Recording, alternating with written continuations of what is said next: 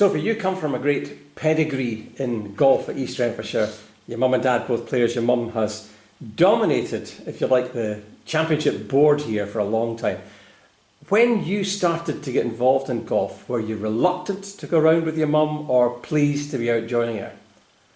Probably reluctant to start with because I'd be playing so badly, but as soon as I started playing a bit better it did get a lot more fun. And how easy or difficult is it having a really good player as your tutor? Oh, it's really easy. It makes it a lot better having someone to copy and paste, and then you learn mannerisms and everything as well. You played lots of different sports. Excuse me. I'll do that one again. You played lots of different sports at school. Why did golf stand out?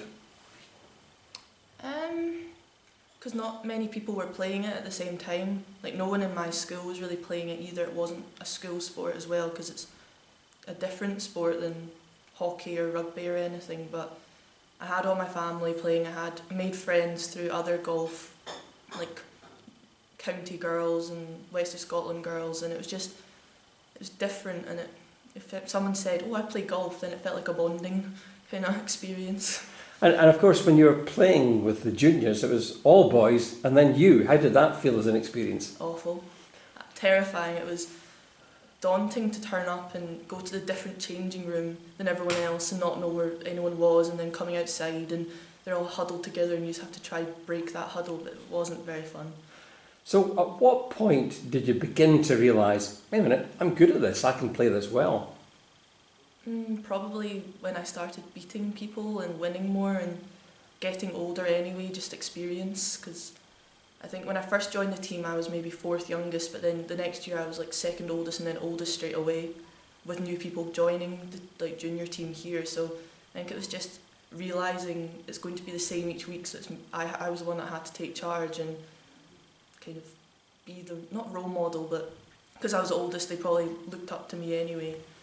And then there was a point when you found that your mum was the second youngest lady member here, and you were the youngest. That just shows there's a big generational gap. Yeah, I think it's hard if you don't have friends or family playing as well, and you've got like a 9-to-5 job. It is a long sport, around like 4 hours, so finding the time to play it when you don't have other stuff on could potentially be a reason people don't play, but they just don't have they don't know that it is quite easy to play. They're scared probably to try.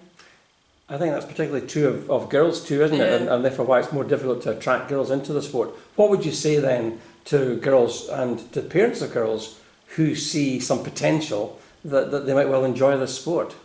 Just be aware of what's being offered from clubs as well, and like if there's a coaching on, just send your child to coaching, and then they can make friends and even make friends with the coach and see what other things the coach is doing. And it's just playing more is the only way to really like the sport more.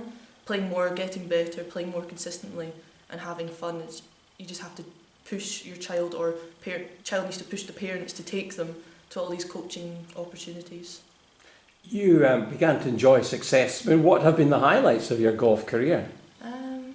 I won the Ladies' Championship in 2018 after losing out the year before. When the 2017 was the first time I tried to play in it, and I lost and it was horrible. I think I cried the whole journey home. And then the next year I managed to win it, and at the same time my brother Alistair won it when it was his last opportunity to win the men's, so that was special. Having that in like our school magazine as well, picture of us two winning together. I've been very lucky with other opportunities I've had, like particularly within Scottish golf. I was in a development squad when I think I was 14 or 15, like quite young as well, and we did a competition in St Andrews. It was a Stableford on the new course, and I won that as well, which was very nice. My first time having my name on a plaque on a board at Stock Kyle. I still got it in my room, and my wee shield that I won. That was special. And again, Scottish golf, I was on a young person development panel. It didn't last very long, sadly, because of COVID. We couldn't actually put our plans into practice, but it was trying to work out. It was all junior club members from around Scotland. Like there was a boy from Stranraer, Aberdeen, a girl that lived in Hong Kong, but she's from Scotland, and we all met to think of different ways to get juniors playing and think of different competitions and stuff, but we couldn't put it into practice, which was really sad, actually. I'll just clear my throat again.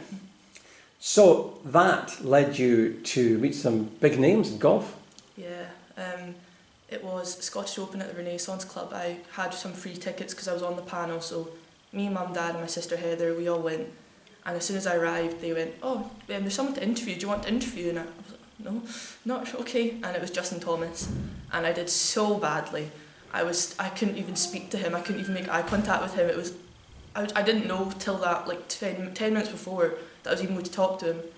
And it was great afterwards, but during it, I was like shaking the whole time, and it was just, it was surreal. Like, I don't think I'll ever talk to a golfer to that high like status ever again, but I wish I'd done better. Well, I think it is daunting being in the presence and playing with a former world number one. Oh yes. You've met top lady golfers as well. Yeah, I was lucky to play with Stacey Lewis in a pro-am at Dundonald, even though it was chucking it down, it was freezing. My dad was caddying, trying to keep anything dry, nothing could be dry, but we actually played really well and I won some prizes, and then I got a putting lesson from Stacey at the very end. And to this day, I still think that's what made my putting a bit better. I can't even remember the tip, but I just know it got better. And if you reflect then on being involved in this club and your family being involved in the club and grandparents being involved in this club, what does East Renfrewshire mean to you?